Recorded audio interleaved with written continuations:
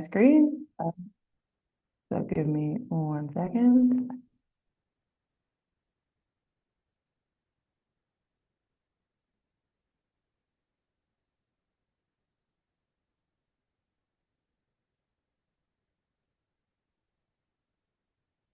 Hello. Hi everyone. My name's Lucy. And this is a workshop on feminism in debating. This is a workshop about how to approach feminist debates, how to think through certain topics, and maybe chatting through some of the cases that are most helpful. If at any point you're in the Zoom call and you have any questions, at the end of my slides, I'll usually ask, are there any questions? So feel free to unmute yourself and ask when I ask that, or post in the chat if you have a question or anything like that, and I will do my best to ask you at the time, just so that you don't miss the question. But obviously at the end, if anybody has any questions, or if you'd like to send me a question on Facebook after this session or Instagram, that's absolutely fine. If you don't understand anything that I'm saying or anything like that, please just let me know as much as you can. Um, Perfect. Right. So, feminism in debating. What is feminism in debating? And I think the short answer, as it says on the screen, is whatever works for your case. But one of the biggest issues that debaters have, and I actually think especially female debaters have, or people who have feminine lived experiences have, is they have an assumption in their mind as to what feminism is, what feminist debates ought to be about, what the key issues are. And then they don't always translate them to the judges very clearly. The issue then is you can get outskilled, I suppose, by a less informed debater, who is able to be clear on what they mean and what they stand for in these debates. So, short answer, whatever works for your case, but here are some examples as to what I think you can say feminism means in debate. First of all, it's a movement aiming to provide women, or often women, but feminine people, the ability to make choices. Secondly, it's a political movement aiming to have policy changes that benefit women, e.g., wage gap disparities, pro-choice policies, childcare policies, etc. The third thing you can say is that it's a group to provide solidarity and support for women. These are very important insofar as in many debates, it will come down to the world is not getting better, or any change will take a lot of time. Therefore, very often it can be quite important to run cases or explain that feminism isn't just about policy change. Feminism isn't just about getting the issues out there, but it's also about finding solidarity for women. Very often, you could possibly win a debate by saying, look, on both sides, change will happen or it will take a long time. But the important thing is that there is a space for people to share their experiences, feel heard, and feel safe. Another thing you can say is, if you want to speak negatively of the feminist movement, you can say it's a domain for privileged white women to discuss Western issues to the detriment of other women. This obviously takes some explanation, but very often you can point to the fact that the feminist movement, as many movements are, is dominated by those who have the time to do it, the resources to do it, or at the very least get the attention of the media or society. Often that is connected to privilege, and therefore a lot of the time feminism is seen as something for the West or something for white women. Equally, obviously, you can argue the opposite, and we'll do that as we go through the workshop. Feminism is also can be described as an individual choice to pursue gender equality. I think very often, unless the debate is worded as the feminist movement, but even within that debate, I still think you can make these sorts of points. Not every feminist has the same opinion, even just factually. There is hundreds, if not thousands, of different scholarly opinions on what feminism is or what it ought to be. But equally, every woman that calls themselves, or every person that calls themselves a feminist, will have different reasons for doing so, different lived experiences. So you can very often in these debates describe this through an individual sense as well. And lastly, it's just the simple belief that the genders are equal or ought to be treated equal. But importantly, it's an opinion balanced amongst other opinions. So you might be wondering why I bothered to do this list. First of all, it's important to have a list like this, whether you case file or don't, like have a physical one or don't. It's important that you think through debates about feminism or about women or about marginalized people in these sorts of ways. And the reason for it is if you don't tell your judge what you think the goals of the feminist movement are, if it's a debate about the movement, or the interests of an individual feminist, the debate becomes very messy because either it becomes just about what women want or women need, and that often annoys me because not every woman will call themselves a feminist. Not every feminist will be a woman or call themselves a woman. And therefore, if it's a debate about feminism, particularly, it's very important to tell the judge what you mean. Secondly, as we go through this workshop and we start talking about impacting or principles or weighing, it becomes a lot easier to do that and explain your impact if you have explained what the aim you are trying to, like what aim you're connecting your impact to, what interest of the movement or of the individual you are connecting your impact to or your principle to. And this works whether it's a debate about the movement, whether it's this as a feminist, or whether you're just running a feminist extension, one in which it's a debate where you want to say this motion drastically impacts either women or feminists or insert whatever, and therefore you're running a feminist extension. Cool. I realized I cannot see the chat on my screen, so if anyone does at any point need anything, maybe raise hand or just unmute yourself. Thanks. So, what are feminist comparatives in these sorts of debates? First of all, what solves or comes closest to solving an issue of inequality? This is often the deciding comparative in these debates, not necessarily because it ought to be, but it is often the simplest way of approaching these debates. And the first thing that most people think about, what gives women or people within the feminist movement some efficacy? Do we get politicians making changes? Are we giving extra resources to the people we care about? But again, if you don't link your aim that we discussed in the previous slide to your solution, and why this motion or this policy does that, it becomes again very messy because opposition in many of these debates has the upper hand of saying, well, the patriarchy isn't going anywhere. Or on both sides, women are oppressed in multiple ways. And even if you reduce this one thing, are you changing anything in the real world for inequality?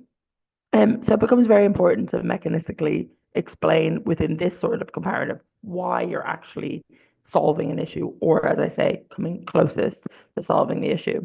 Um, and just on the coming closest to solving the issue, again, it's irrelevant in strong debates or to most judges if you come close to solving something but don't actually solve it. So you need to explain why, if it's a policy motion you're talking about, why it's important that we come close to solving or it's important that we improve the lives of these people. Probably because, as we said in the last slide, a lot of the aims don't just have to be about solutions. It's important to come close to solving a problem if you're looking at the feminist movement as a safe space. Because even if you don't solve the problem, being a movement that attempts to and makes very close strides to and public strides to backs your aim of being a safe space for those people. Because if you as a feminist or you as a woman or an endangered person see this movement trying and getting close to it, you might feel like it's a space for you and you might feel safer within that. So it doesn't always have to be about efficacy, but when it is, you need to explain why that's linked to your aim. Secondly, and similarly, what gives empowerment to women? But this doesn't just have to be about tangible policies or solutions. It can also just be an emotional empowerment, having campaigns that, change narratives or reinforce narratives or support, different identities can give an empowerment to a woman or a person, even if there isn't a direct policy or a direct societal change, just reaching people. And this can be particularly important when we are talking about, less privileged groups or, less Western groups maybe, or even just poorer groups or less educated groups within Western nations, um, giving them empowerment and educating them also very important. And within those sorts of cases, you're probably not talking about the very analytical, very philosophical forms of feminism, but talking more about, choice, uh, telling women that they can make a choice, telling people of different identities, that they're welcome within the feminist movement, those sorts of things. Okay, what gives the best kind of empowerment to women or people within the movement? Apologies, this will say women a lot, but please do take that it's anyone within the movement. Um, what gives the best kind of empowerment? Because again, opening government or opening opposition might be talking about, equality. And they might say, oh, we get female CEOs, and that gives people empowerment because young girls see that they can make it there, right? So what I find to be a very good extension then is to weigh the importance of my empowerment. And you can do this in Top App as well. Obviously, in any amazing case, you'll do all of these things. But having empowerment for some isn't always the best. Now, that could be having empowerment for the most privileged. They get to become CEOs, and that seems good. Now, you can impact that and say that empowers all because everyone sees they can jump up a step. But what I like to do in weighing those sorts of cases is to say, I prefer rather than further empowering, CEOs, because to be a person that makes it to a CEO position, you possibly already have a fair amount of empowerment.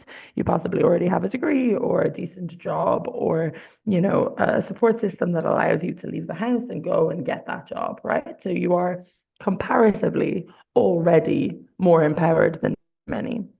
So I would say we would, if I was giving an extension or a rebuttal, I would weigh that empowerment that they're talking about CEO positions, and I would say something along the lines of, well, we prefer policies or messages that tell the woman working a 9 to 5 menial job or a minimum wage job, that there is value in what she's doing and that there is empowerment in what she is doing, and that we ought to respect women, who are our caregivers and our support workers and our cashiers in supermarkets, because that empowers more women and those who need it more, because they're at the most risk of society ignoring them or their families depending on them but not acknowledging that they depend on them. They're less capable of speaking out for themselves because of their time and their resources. So even if we're only marginally more empowering those women, the impact of that marginal empowerment couldn't be a lot greater than a few more women being CEOs. um so important to weigh what kind of empowerment that you might have. Um, what is the line? What is in line with the movement? Also, a strong comparative here. Um, very often, not all issues faced by women or not all issues faced by people who call themselves feminists are always in line with the movement. Certain things women might be pushing for that you would say actually go against what it is to be a feminist, depending on how you described it, as we said in our previous slide. So if you described it as a movement looking for policy change and impacts, it's probably less in line with the movement to encourage women or support women choosing not to vote, or not to engage with politics, because that's not in line with a movement that wants to see political change for women. It's not in line with a movement that wants to give choice to women to condemn certain acts. So there are debates about condemning, like marriage, debates about condemning the burqa or the wedding dress, but even the inverse debates about condemning sex positivity, and all those sorts of things. If you've described the feminist movement as a movement that wants to give choice to women and supports the active choice of women, it's probably not in line with that movement to condemn a choice of a woman. Obviously, on the inverse, you can say, on the opposite side of the debate, you can say it wasn't a free choice. It can never be a free choice, but it's a higher burden claim. So you need to be very careful as to what the aim is. Now, the reason this also becomes very important, if you're a team that has not explained what the aim of the movement is or the aim of feminism is or feminists are, it becomes very easy for a back half team or your opponents to take you out of the debate by saying, here is what the aims are, here's what the aims should be, and opening government's case is not in line with that. And then it doesn't matter necessarily if you have done very strong impacting, if you have not, as a team, explained here is what the aim ought to be, or what the aim is, or why we prioritize these sorts of aims or these sorts of policies. It doesn't matter how good you were on efficacy if a team can outframe you. What's the best change in the movement? And then again, this is a words people throw out in these debates: size, impact, longevity, purity, size of the movement. You need numbers to get things done. That's a good thing, sure. But the inverse of that is, I would rather have a small, efficacious, pure movement that has longevity than one full of people who maybe call themselves a feminist, but go out into the world and do things that show the public, uh, that go against the feminist movement to the public, or go against the aims to the public, or just because more women or more people are calling themselves feminists. Is that what we want, or do we want a smaller group of people who are actively improving the lives of those people, or even if they're not improving, do we want a safe space? Do we want to not have the whole world call themselves a feminist, because in doing that they'll invade our safe space and make it less safe because maybe they're not the best meaning or the best acting. So these things all become incredibly important. For some cases, size will matter. For some cases, it will become important to reach a tipping point to get a policy passed through. But for others, longevity might be more important for policy. Consistency and showing that the movement is unchanging, that we are consistent, that we all agree on this. And that's very important when you look at like safety points. And we'll talk about that later. But um, it's very hard. It's not impossible, but it's very hard to prove in a debate that there is a sizable chunk of women or people affected by the feminist movement that would be against, say, streetlights or things that just provide safety to people as they're walking home at night. That's a harder thing to take down. And it's not the most fun case, but it is a fairly low burden push to say that if we can be consistent and continuously speaking about these are the things that are quite hard for conservative politicians to say no to.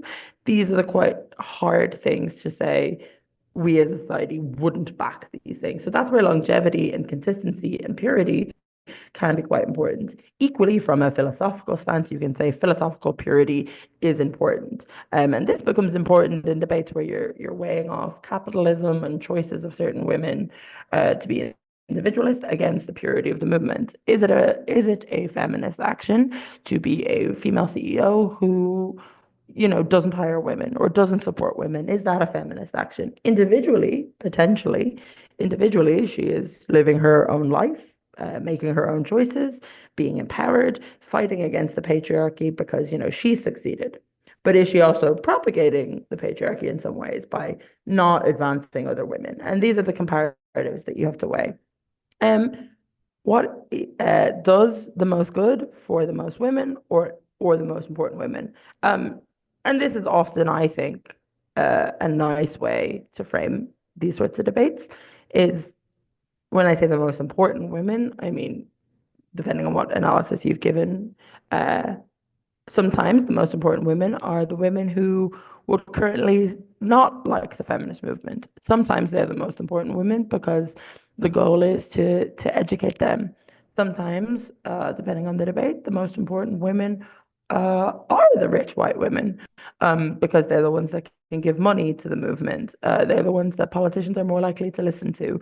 And whilst it isn't perfect or it isn't ideal, sometimes, depending on your case, it is the most important to have those with the capacity to make change be the ones to do it. Because even if you've got, another group who maybe have the right change in mind, who are correct, who we all prefer, if they're never going to get through the doors of Parliament, or if they're never going to, get the ear of the lawmakers, maybe they're not the most important women or the most important feminists or the most important people in that debate. So these are all really important to be thinking about in prep time.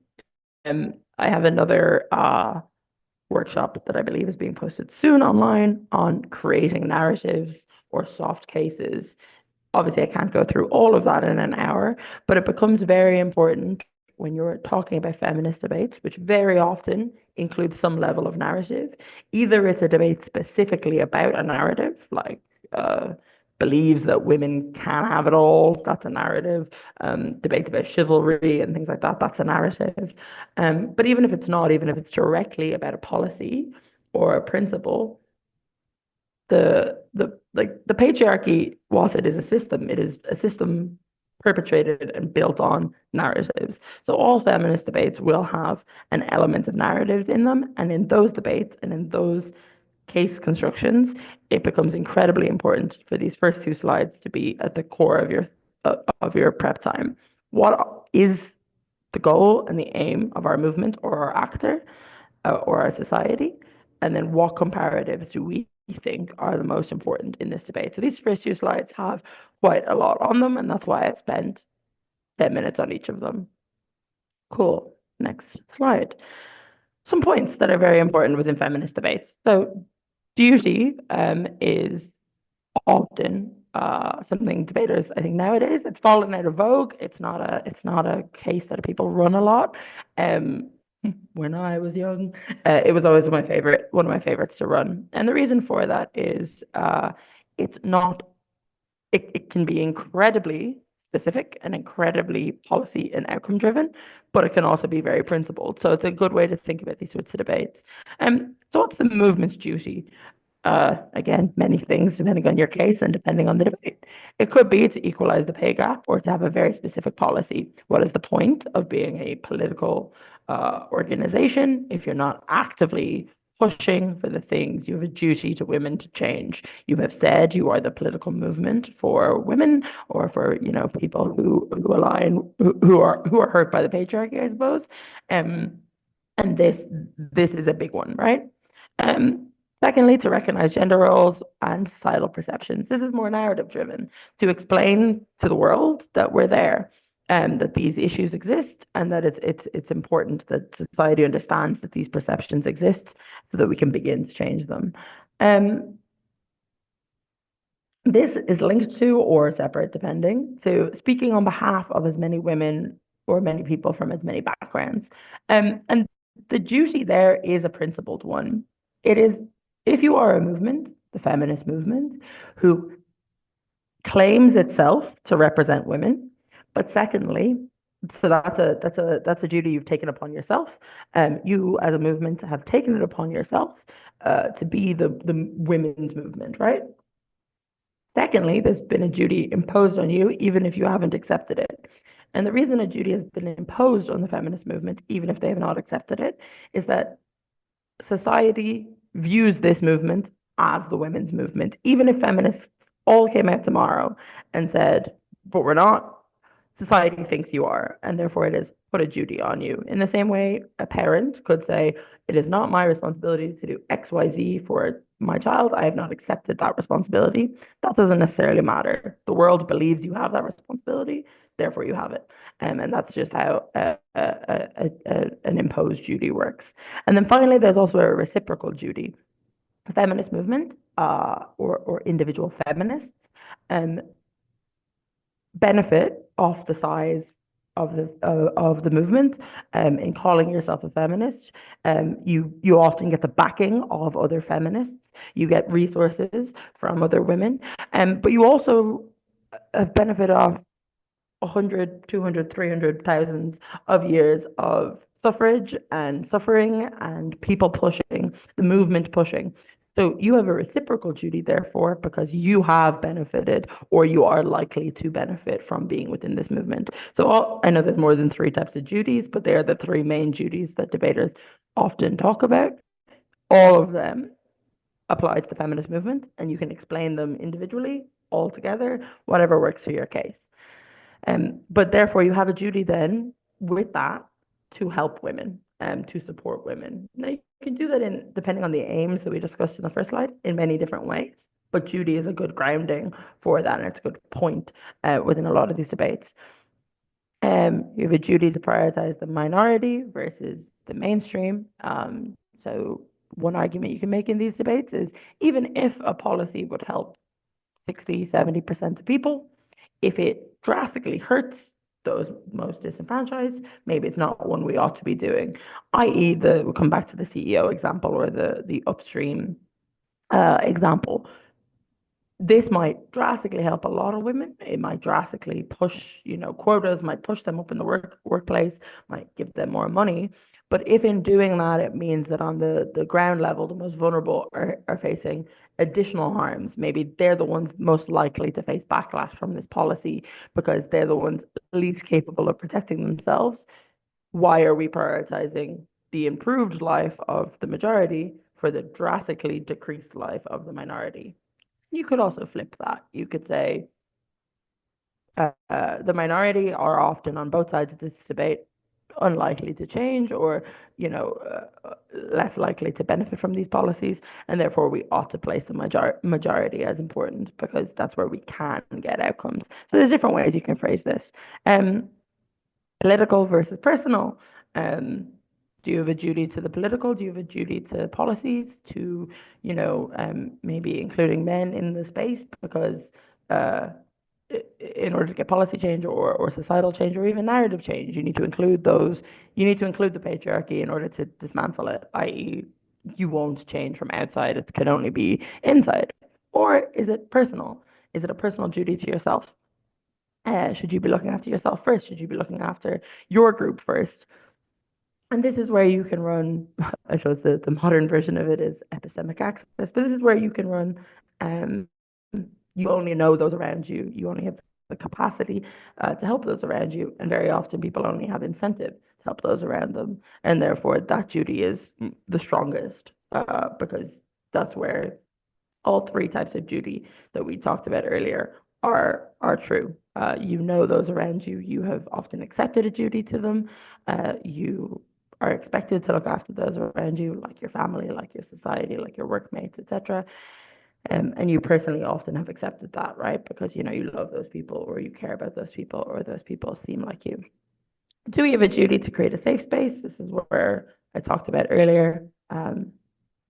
Often duties, the only other type of duty I didn't talk about earlier was if you are the only one that can, or if no one else will, that can also be a duty, i.e., you have the capacity to do it, nobody else does, and therefore you have to do it. Safe space. Very often, other spaces don't have the capacity or the incentive to create a safe space for marginalized women or marginalized people, and therefore that's the biggest duty you could claim in these debates. Um, and therefore, I've already talked about the last one. If you claim to represent women, or if people believe you do, then you must, at the very least, do no harm. So duty can be positive, but it can also just be avoidance of negative, i.e., one of my favorite cases to run on duty is you have a duty not to hurt, even if those people are going to get hurt anyway by the patriarchy, by society, etc. And this can sometimes be very good in those debates where people go, "Oh, nothing changes. Everything's bad on both sides." Sure, everything's bad on both sides. The patriarchy will exist on both sides. Bad people will exist on both sides. But it is worse to be hurt by your own, i.e., it is worse as a woman to be hurt by the feminist movement than it would be from the patriarchy. And that's simple to explain because you expect it from one and you don't expect it from the other. That one doesn't necessarily understand your plight, whereas the other one should or very often does. And those are the things you can talk about. Do all women have a duty to feminism? And this becomes a key clash in a lot of these debates. My answer is no, but other people's answers will be yes, and that's why it's a debate, obviously. Um, those so the no argument is the most oppressed or even just oppressed don't necessarily have a duty to solve that oppression. They did not create it. They did not ask for it. They don't often even understand it themselves. And the allegory I'll give you there for that is because I think sometimes gender is a harder one to understand it. But if you are newly diagnosed with, a condition, you aren't an expert on that condition. You don't necessarily know everything about it. And therefore, it's not on you to find a cure to your own illness. It's not on you to educate everybody around you. Other people should be trying to help you figure that out, those most educated. Or if it was a condition caused by somebody else, maybe the responsibility is on them to, give you resources to solve your issue. Or if the state caused it, maybe it's on them to do it. Similarly, like an uneducated person, yes, we should educate ourselves, but if you don't have access to the resources to educate yourself, if you have never been encouraged, if you are banned from, education resources or places, you then can't really have a duty to educate yourself because it's not possible. Um, so that's why I would say if you don't have access to the systems of patriarchy or the systems of politics, or if you're discredited, or if you're living a very difficult life, or if you're looking after everybody around you, you maybe don't have the duty to solve your own oppression. Inversely, uh, you could say women do have a duty to feminism. And this is probably where we go majority minority. I would say the majority of women, you could say, have access to some form of change. Maybe not at the top end, maybe we can't solve everything. But you can treat other women, better. You can help support them. You can at least do no harm. And this is where I would, if I was saying women do have a duty to feminism, I wouldn't go for the biggest one. That's quite a high burden claim. Um, I would say they just have a duty to do no harm, to at least not hurt other women or cause the same hurt on them. And the justification I would give for that is if you know what it's like to be hurt and you know how bad that is, you ought not morally put that on somebody else.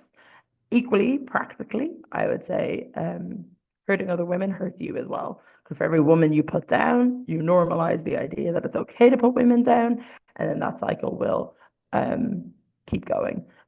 Very often, like if you look at it, say like the most sexist men in the world, they still had a mother. And maybe that mother tried, and then it's not that mother's fault. But very often, some of the most sexist things a lot of young boys will hear will be from their mothers, and that's how we create narratives, or in the past, hopefully, but I know still presently, some people, the narratives are created at home. So that woman in that situation did have, at the very least, a duty to do no harm. And they have done harm by passing those opinions on, or putting other women down to her son, or, raising a son who did not do XYZ, right? That's doing active harm. Cool. Um,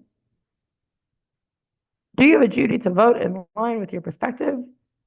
And should that be feminist? Um, Maybe, but as I said in the beginning, you can say that feminism is just one thing that everybody weighs against all the other things in their life. It shouldn't have been a mind-blowing case, but I once did very well in a debate by pointing out that women have bank accounts and, don't want to go to war, or, want the roads that they drive on to work to be safe or to be clean or whatever. All of the things that, non-female or non-oppressed people vote on are also interests, that feminists will have. Um, so you might vote for a candidate who isn't super feminist, but because they have the best economic policy, or social policy, or maybe you have healthcare issues and they have the best health policy, or you have a child that needed XYZ and they had the best education policy.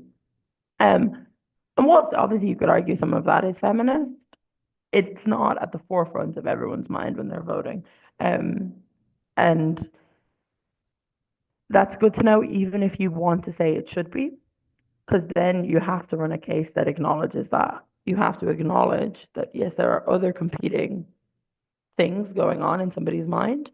But here's why in this debate, we think if it's a should or supports motion, that it should be the forefront, because you won't get the longevity, you won't get the change, you won't get the social, depending on what we said in the first slide, you won't get, the people, other women won't realize they have a duty to you if you don't vote in that way.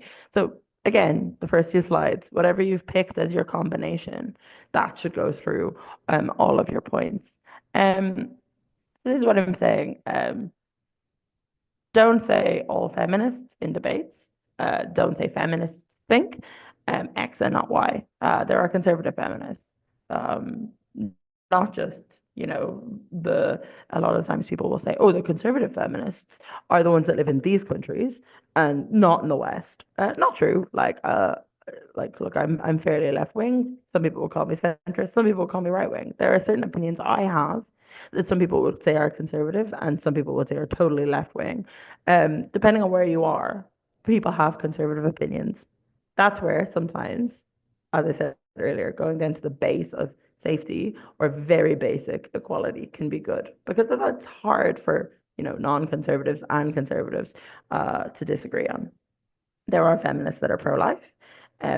Very often, so in Ireland, when we had the referendum, obviously a lot of the pro-life people were not feminists, but there was one very key figure, and she had a very good point, which is that I think it is feminist to be pro-life, and the reason I think it's feminist to be pro-life is very often people who, go and get these procedures done or feel forced to because, they're not financially supported. The state doesn't give women, the health resources or the education resources or the whatever. And she did run a fairly feminist platform, which is to say, if we allow these policies to happen, we are reducing the choices of many women in the other way, right? That we're reducing the choices of mothers. And that was her platform. And it was a feminist stance. It's not a universal one, but it still was a feminist stance. Um, there are racist and classist feminists. Hopefully not the majority, but there are some key figures that are. You can be incredibly feminist voting for working on voting rights within your country and then not apply those to women in other countries. The original suffragettes believed that women deserved a vote, but only women that were landowning. They also then developed and believed that all women deserved to vote, but black people did not, and therefore black women did not. And depending on the country and the situation. So there's lots of different issues. Secondly, just the racist classist narratives of how you view what is important. So you might acknowledge that all issues are feminist, but you'll weigh those most proximate to you as more important, and that can obviously be classist or racist depending on your situation. I've already talked about this, but oppressed people don't have to be social battering rams. You don't have to solve your own oppression. Is a way that you can run. These are all oppositional points to the stuff we talked about earlier. And then lastly, as I've already talked about, if you're not solving the problem, you are adding to it. The last thing I'll say on this is being feminist enough? Is saying that you're a feminist enough, or do you have to act on it? Does acting on it have to be acting on it in a specific way? So these aren't things I'll answer, but these are questions you have to be asking yourself in prep time if you are running cases about like growing the size of the movement, or narratives that will push people to change. Is it enough to change someone's mind, or do they have to act on it? And you need to explain that to your judge if you want to run a very strong feminist case. Intersectionality. Obviously, I have mentioned this through a lot of my examples or even through some of my argumentation, but no one woman, no one group, no one people within the feminist movement have the same lived experience. Um, so not all women are feminists.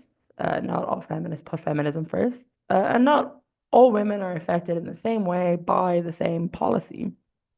Um, So saying this policy will be great because it will give women, more rights to work.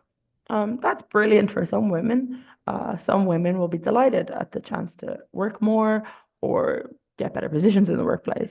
That could drastically impact, a woman who is a caregiver at home and was using that law as justification for staying at home and caring for her family. Maybe that meant she got extra benefits because she was doing that.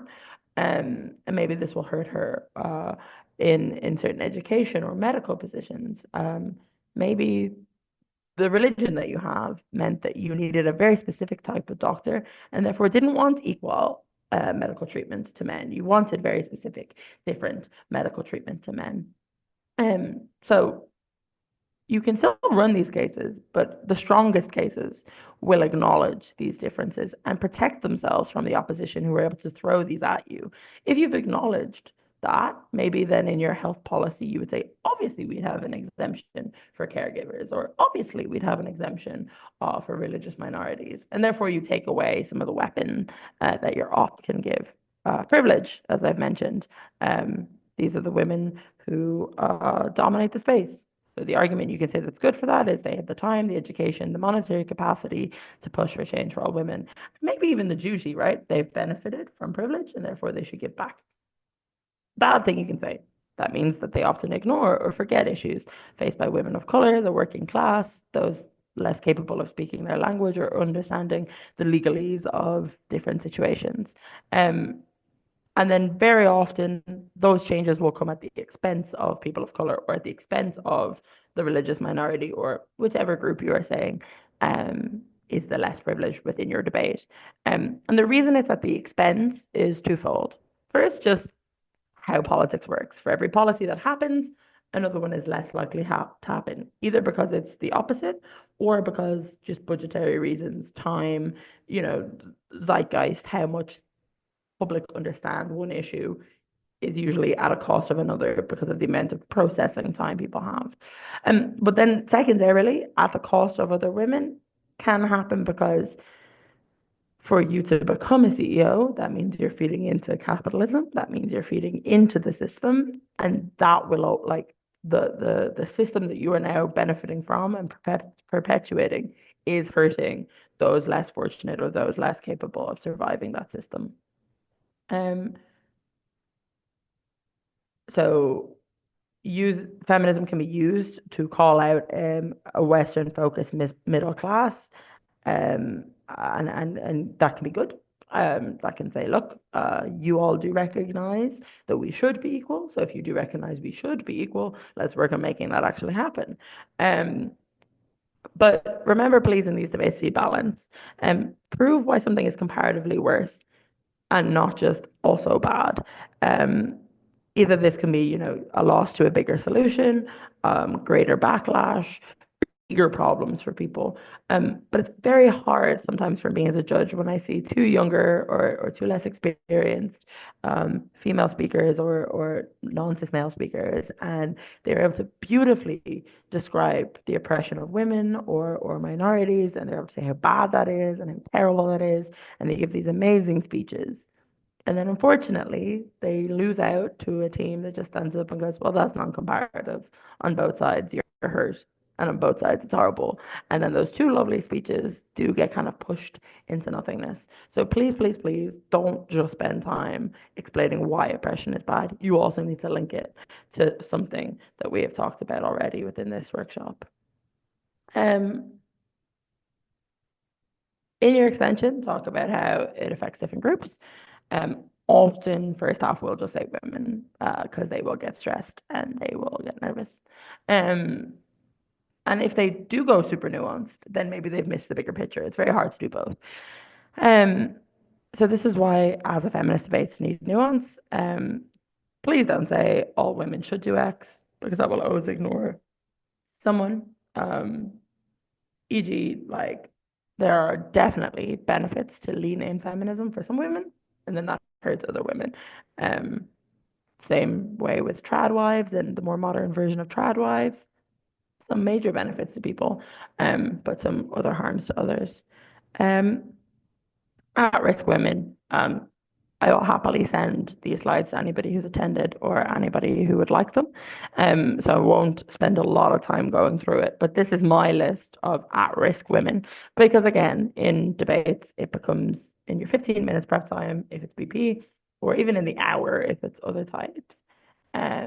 Or actually worse so when you have, I've done formats where you have weeks to prepare. Um, it just you sometimes you become either very insular and focused or you just run out of time and you miss things. So I often find it's important to have these lists. I don't anymore bring the paper with me, but I used to. So religious women, it doesn't matter what you, the room, or society thinks. If it clashes with certain people's religious ideals, then a policy won't help them. If they believe doing something will send them to hell, very often they just won't do it. And therefore, we need to understand that religious women often will be impacted different by a policy to non-religious women. And I've mentioned that through some of my examples as well. Minority groups often face a higher proportion of violence, less likely to be employed. Often policies help women that help women are targeted at the mainstream. E.g., female-only parking floors only help women who work or shop alone at night. So whilst that could be really good, that could be, as I said earlier, taking space away from other forms of violence that we should be talking about or would otherwise be talking about.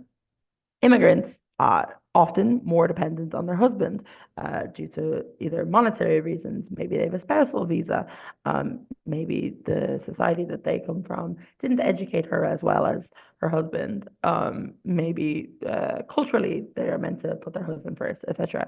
Um, Isolated from the general community, often don't work or don't vote or work in menial jobs or haven't yet earned the vote. And therefore politicians don't think about them or engage with them. Often not accepted into their community projects due to racism or fear, or just lack of awareness. Maybe their project doesn't realize that by having nice men in a system, certain Muslim women might not feel comfortable attending, or can't be their full selves, or can't take their hijab off, or can't go get their hair cut in front of a man if it's a community hair. Like there's all these sorts of things that if you can just think through these examples, it can be quite important in these debates. To go quickly through these, but not to diminish them. Trans women don't fit into society's expectation of what a woman is, very often in many policies, and what's happening in the UK at the moment. The idea of having a womb and the capacity to have a child is what politicians or society think of as women. And to give the defense for BP reasons, sometimes, depending on the policy you're talking about, that can be important. If you're talking about miscarriages or other very upsetting things that can happen to those with wombs, very often it then can be important socially to discuss that through a lens of a woman or a feminism, because that's where you'll get the votes to get the change that do help a lot of people. But then transversely, that harms this group of people who now are seen as less of a woman and less benefited. So in these debates, there is always going to be both sides, but obviously at-risk women often will be the ones that are overlooked by policies and the most in need. And if we've talked about, as I said in the first two slides, the most in need or the most vulnerable, these can often be the groups that do that. Poor women can't make make a lot of the choices that feminists defend, e.g. standing up to their boss, men, calling people out, not marrying, because they need the money or the protection of the house. Done debates before where I've defended religion and the Catholic Church, because whilst obviously the oppression of women within those systems was terrible, historically the counterfactual was if you did not get married, you were desolate in many cultures, or even if you weren't and you were allowed to work or you were allowed to do certain things, if you came upon hard times, there was not a support system for you. Even nowadays, most cultures don't have an amazing welfare system. Even cultures that do have a welfare system, and some of the best in the world, being married or just having a codependent person is two salaries. It's a person to look after you. It's someone that can help you. So very often, the more issues you face, the less benefits you can have from feminism, or believe you can have from feminism. Women with children will often put up with abuse or policies that they don't like, or terrible things, or just not push for feminist policies, because the family system offers them monetary stability and helps them look after their children. Often women of color are over-sexualized, perceived as less educated, paid less, have less opportunities based on colonialism, racist narratives, and just the fact that historically maybe those groups were educated less due to oppression, and now it is perceived that that is still the same. Or potentially they have been educated less because of current ongoing racism. Obviously, way more things that can be added to all of these, but I do think it's important to actually think through these. And this comes back to what I said at the beginning. In the same way, it is not obvious what the feminist movement is. It is not, and it should not be seen as obvious as to what oppression you're talking about. And you can do all of these politely without being super visceral or super triggering. sometimes in these debates, and I think this is just true of the world, but also true of debating, um, I will sometimes explain before I give a speech about women or about feminism, that I'm very sorry that some of the stuff I'm going to talk about is going to be triggering for people and it's upsetting. And I'll often acknowledge that it's upsetting for me as well because I've experienced some of them myself. But sometimes debates do ask you to talk about very difficult things. You can still do it in a better way. You don't have to be super visceral. You can say the bad word, the upsetting thing once, and then go, from now on, I'm going to refer to that, but I'm not going to keep saying it. You could use alternative wording. Very often you can say things like, and I know this is harder for ESL or EFL people, but you could just explain it as simply as you can and ask, do the room understand? And very often the room will say yes. And you therefore don't have to go into the super visceral. Or you can just, and I find this as an EPL judge to be the most effective if you're ESL or EFL and you're worried about stumbling over words on very sensitive at-risk topics. And just flag that at the beginning of your speech and be saying, like, I am debating in my second or third language. I don't always have the words to say things as nuancedly as I'd like to, but I'll do my best, and I'm sorry if I offend. And then it becomes a lot easier to engage with these debates in a fair way. But obviously, that's an equity issue, but very often with feminist debates, uh, some of the biggest minefields that we have to deal with when it comes to equity in debating. Let's talk about gender roles. Masculinity, so it's a social idea that men ought to earn the money, control the household, and therefore that leads to less female independence. Be strong and dominant. That can lead to overprotection and in some cases abuse. Not express emotion. It leads to a lack of positive conversation and relationships with their wife, daughters, sons.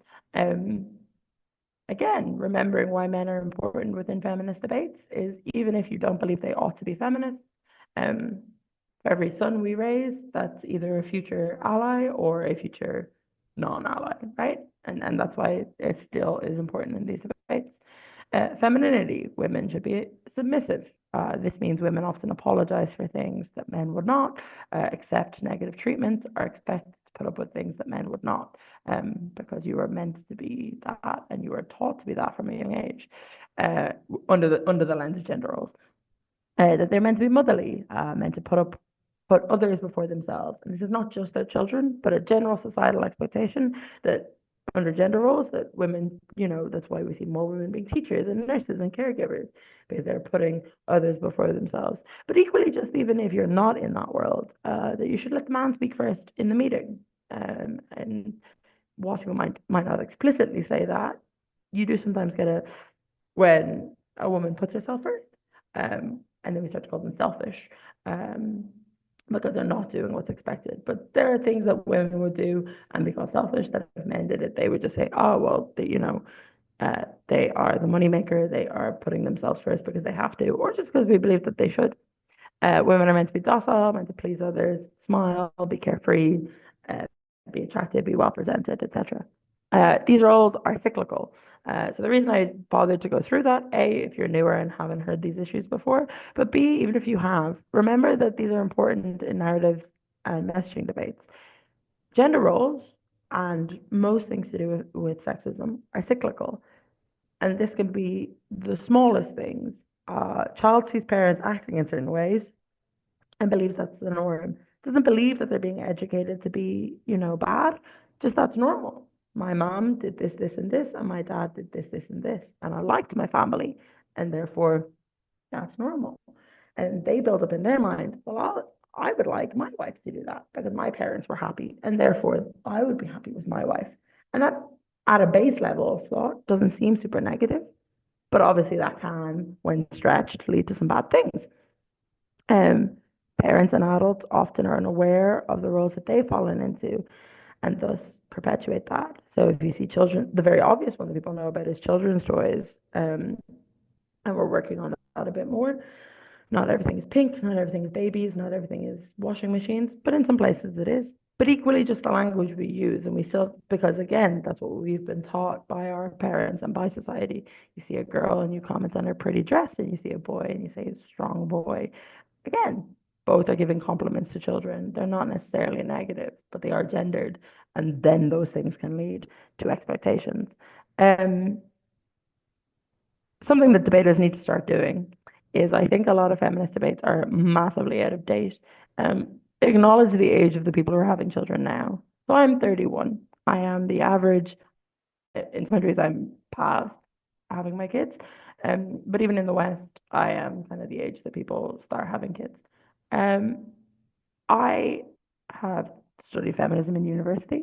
I went to school where, teachers mentioned it to me. But even my friends from, less Western lenses, like they were the first generation or the second generation or the third generation of feminists within their countries. Meaning it's no longer the case that just because you are a parent, you have these opinions, or just because you are a mother, you will be sexist yourself. We are feminists raising the next generation in many countries. Um, cool. Um, just to be very clear, and the reason I bothered including this slide is none of these have to inherently be a negative or a positive. You can frame them as either, because even some of what seems like the worst, like the submissive, the motherly, the docile, with that comes a reciprocal thing to protect. These are the traits that men for years men were expected to look after their wives, give them houses, give them those sorts of things. That they didn't have to go out into the workplace because it wasn't their job to. Wasn't for some people a benefit. So please just make sure that just because you say something, that you have to explain to the panel, is this good or is this bad? And just also remember that all of these things exist on a spectrum. There isn't hard and fast rules. Some people will want to be caregivers, but will believe in, not being submissive in being a caregiver. So please do remember that. Um, I've already talked about the men in all my other points, but the one thing I will flag just for time is that they're 48% of the global population. You very often can't change the opinion of the world without them, and therefore it's important that they are at least included as allies in the movement, even if not within the movement. Um, can men be feminists? That's up to you. That's up to the debate. I think yes. Some people think no. All the things we've talked about thus far build up those cases.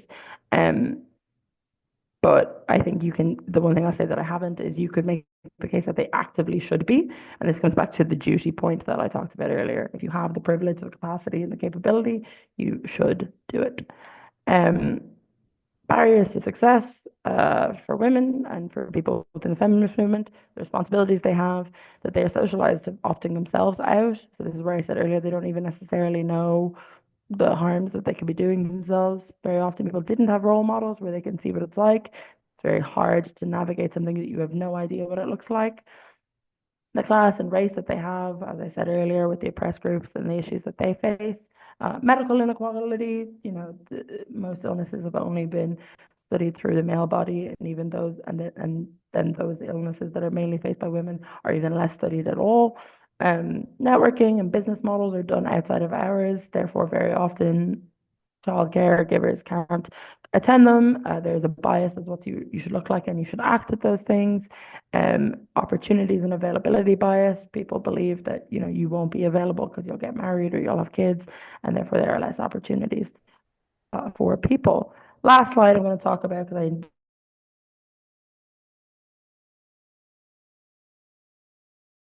this, there's usually cross-party agreements on we wish for people to be safe. Therefore, pushing for lights, laws that outlaw marital abuse, medical policies that protect women physically, and or avoid very obvious persecution of women's safety are usually the easiest things to push for in these debates. Obviously, somebody who actively does not like women and is actively sexist might not care, but the argument is easy to make that most people don't at least believe that they are, and they wouldn't objectively wish for the death of women, etc. And therefore, it's very often easy to push for in policy debates. Financial and legal abuse, possibly the most depressing case to make in a debate, but often debate winning. If women do not have financial capability or independence, the ability to leave the issue that they are in is is very hard for them. Most countries don't have refuges, don't have places for people to go, or even when they do, they're overworked, understaffed, or you still need the money and the capability to get to them, or the belief that you can make it beyond that, and therefore financial and legal abuse is very important. There's narratives of staying for the children to give them a happy life, to give them stability, revenge of legal actions, where they'll take the kids away, not pay alimony, not look after you. But remember, in all debates about safety and women, you need to be comparative. But if you can manage this well and sensitively, it will often win. Marriage has in the West and continues to be a place for the biggest form of safety for women. It is where you get money, resources, and respect. Being a married woman, even in the West, gives people a lot more respect in most situations. Marriage and motherhood often is used to hold women back in a modern sense. Um, it does give women some rights, but it often is used as an expectation that you ought to look after those around you. I will happily send these slides on. As I said, I am going to stop sharing my screen. I am aware that I said this would be an hour, but if anybody has any pressing questions, I do have like 10 more minutes if anybody has them for me. As I said, you can send me messages at any point if you don't want to do this publicly.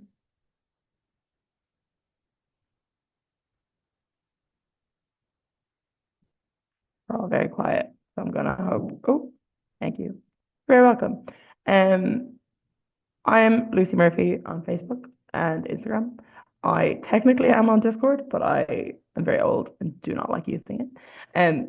Always happy to try and help or reach out if anybody has any pressing questions, or I do have some resources that I can link people to if anybody has any questions, or goes away from this workshop and goes, oh, I have a question, or there's a specific form of case that you struggle with or whatever, feel free to pop me a message and I'll do my best to get back to you. Might not be super quick, but I'll do my best to get back to you. But yeah, thanks for listening to me for an hour.